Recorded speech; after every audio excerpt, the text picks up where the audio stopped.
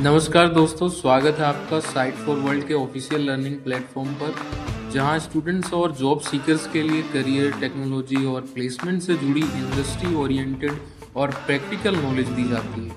अगर आप अपनी स्किल्स को नेक्स्ट लेवल तक ले जाना चाहते हैं तो आप बिल्कुल सही जगह पर आए हो। चलिए शुरू करते हैं आज का इम्पोर्टेंट सेशन।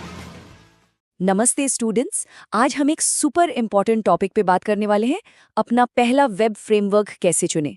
पता है, ये एक ऐसी प्रॉब्लम है जिसमें लगभग हर नया डेवलपर फंसता है। तो चलिए आज इस कोड को मिलकर क्रैक करते हैं। रेडी हो? फोकस मोड ऑन है ना? ओके, तो जैसे ही आप वेब डेवलपमेंट की दुनिया में पहला कदम रखते हो, आपको ये मीन जैसे टर्म्स सुनाई देने लगते हैं, है ना? ये टेक्स्ट टैग्स का जो अल्फाबेट सूप है, काफी कंफ्यूजिंग हो सकता है। ऐसा लगता है जैसे कोई अलग ही भाषा हो। सही बोल रही हूँ ना? और देखो, इस कंफ्यूजन से ओवरवेल्म्ड फील करना बिल्कुल नॉर्मल है। अगर आपको लग रहा है कि यार ये सब क्या है, कुछ समझ नहीं आ रहा, तो चिंता मत करो, आप अकेले नहीं हो। ये लर्निंग जर्नी का एक हिस्सा है और ये स्टेज सभी फेस करते हैं, ठीक है? तो सवाल ये उठता है कि आखिर इतने सारे चॉइसेस हैं ही क्यों? इतना बड़ा फ्रेमवर्क का जंगल क्यों बना हुआ है? इसका सिंपल सा जवाब ये है कि हर फ्रेमवर्क अलग-अलग कोर आइडियाज यानी अलग-अलग फिलॉसफीज पर बना है। बेसिकली हम इन सभी फिलॉसफीज को दो मेन कैटेगरीज में डिवाइड कर सकते हैं। पहला है ओमाकासे। ये एक जापानीज टर्म है जिसका मतलब है शेफ्स चॉइस। मतलब फ्रेमवर्क आपके लिए सारे इंपॉर्टेंट डिसीजंस खुद ले लेता है, सब कुछ पका पकाया मिल जाता है। और दूसरा है आला कार्ट, जहां आप हर चीज के लिए best tool for the job खुद चुनते हो, अपनी डिश खुद बनाते हो। समझ आया डिफरेंस? ओमाकासे फिलॉसफी का एक परफेक्ट एग्जाम्पल है रूबी ऑन रेल्स का ये डॉक्ट्रिन, प्रोग्रामर की खुशी के लिए ऑप्टिमाइज करो। यहाँ फ्रेमवर्क का मकसद सिर्फ काम करना नहीं है, बल्कि डेवलपर को एक मजेदार और प्रोडक्टिव एक्सपीरियंस देना है। एसेंशियली ये फ्रेमवर्क आपकी कोडिंग लाइफ आसान बनाना चाहता है। कितनी कूल बात है ना? ओके, तो अब जब हमें इन फिलॉसफीज के बारे में थोड़ा आइडिया लग गया है, अब वक्त है प्रैक्टिकल होने का। आप अपने लिए सही रास्ता कैसे चुनेंगे? चलिए देखते हैं कि रिसर्च इस बारे में क्या कहती है। रेडी हो नेक्स्ट स्टेप के लिए? एक रिसर्च पेपर के अनुसार एक बिगिनर को फ्रेमवर्क चुनते वक्त इन 4 चीजों पर खास ध्यान देना चाहिए। पहला, लर्निंग कर्व, दूसरा, मेंटेनेबिलिटी, फिर मॉड्यूलैरिटी और मीडिया इंटीग्रेशन। चलो इनको एक एक करके समझते हैं। ध्यान से सुनना, ये इंपॉर्टेंट है। पहला है लर्निंग कर्व। इसका सीधा सा मतलब है कि आप कितनी जल्दी एक टेक्नोलॉजी को सीखकर उसमें प्रोफिशिएंट यानी माहिर बन सकते हैं। अगर लर्निंग कर्व आसान है तो आप जल्दी प्रोडक्टिव बन जाओगे। Simple, right? नेक्स्ट आती है मेंटेनेबिलिटी। अब इसका क्या मतलब? सोचो, आपने एक प्रोजेक्ट बना लिया, पर उसे सिक्योर और फंक्शनल रखने के लिए कितनी बार अपडेट करना पड़ेगा? प्रोजेक्ट बना के छोड़ तो नहीं सकते ना? ये आपके प्रोजेक्ट की लॉन्ग टर्म हेल्थ के लिए बहुत जरूरी है।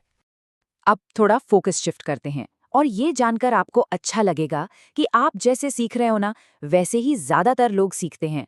आपके लर्निंग मेथड्स बिल्कुल वैलिड हैं। चलो डेटा देखते हैं कि बाकी स्टूडेंट्स कैसे सीख रहे हैं। तो आपसे एक सवाल है, सोचो, स्टूडेंट्स नए फ्रेमवर्क सीखने के लिए सबसे ज्यादा क्या यूज करते हैं? क्या हो सकता है? ऑफिशियल डॉक्यूमेंटेशन, बुक्स, कॉलेज के लेक्चर्स? गेस करो। जवाब है 70.7%। ये एक सिंगल लेकिन बहुत पावरफुल नंबर है। अब ये क्या है, चलिए देखते हैं। एक सर्वे के हिसाब से 70.7% स्टूडेंट्स यूट्यूब ट्यूटोरियल से सीखते हैं। उसके बाद आता है लर्निंग बाय डूइंग यानी प्रोजेक्ट्स बनाकर, और फिर आती है ऑफिशियल डॉक्यूमेंटेशन। तो आप इनमें से कौन सा मेथड यूज करते हो? स्क्रीन पे ध्यान है ना? तो इसका मतलब ये है कि आप अकेले नहीं हैं। अगर आप ऑनलाइन वीडियो ट्यूटोरियल्स से सीख रहे हैं तो आप बिल्कुल सही ट्रैक पर हैं। This should definitely boost your confidence. तो अब टेंशन छोड़कर आगे बढ़ते हैं। अच्छा ये बताओ, इन सब फ्रेमवर्क्स और टेक्नोलॉजीज को यूज करने का आखिरी मकसद क्या है? What's the end goal? Simple है, एक कंप्लीट फुल स्टैक एप्लीकेशन बनाना, from start to finish. Tech stack को समझने का सबसे आसान तरीका है ये प्लेट्स वाली एनालॉजी। जैसे प्लेट्स एक के ऊपर एक रखी जाती हैं, वैसे ही एक टेक स्टैक में अलग अलग टेक्नोलॉजीज एक दूसरे के ऊपर लेयर की जाती हैं। थोड़ा टेक्निकली बोलूं तो एक टेक्नोलॉजी स्टैक डेटाबेसेस, फ्रेमवर्क्स और टूल्स का एक कॉम्बिनेशन होता है जो एक साथ मिलकर एक पूरी वेब एप्लीकेशन बनाते हैं। हर लेयर का अपना एक स्पेसिफिक काम होता है। क्लियर हुआ? For example, MERN stack. इसमें M का मतलब है MongoDB, जो कि एक डेटाबेस है। E है Express.js, बैकएंड के लिए। R है React.js, फ्रंट एंड के लिए। और N है Node.js, जावास्क्रिप्ट का रन टाइम एनवायरनमेंट। ये सब मिलकर एक कंप्लीट मर्न स्टैक बनाते हैं। अभी क्या सीखा बताओ?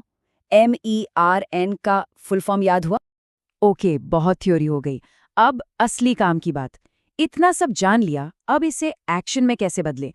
चलिए देखते हैं आपके आगे के स्टेप्स क्या होने चाहिए।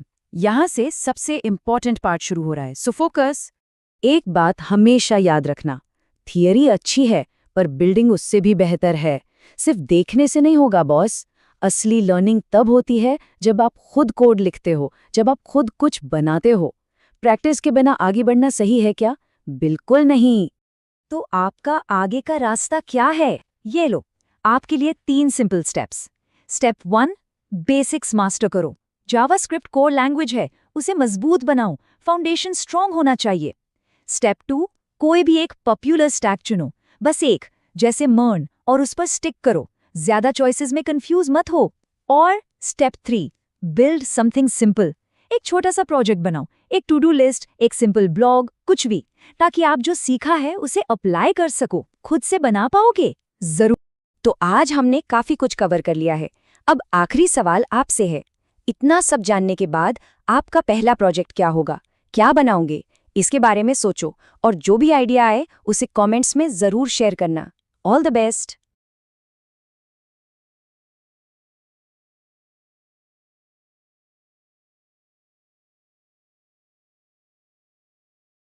तो हमारे चैनल को सब्सक्राइब कीजिए और वीडियो को अपने दोस्तों के साथ शेयर जरूर कीजिए।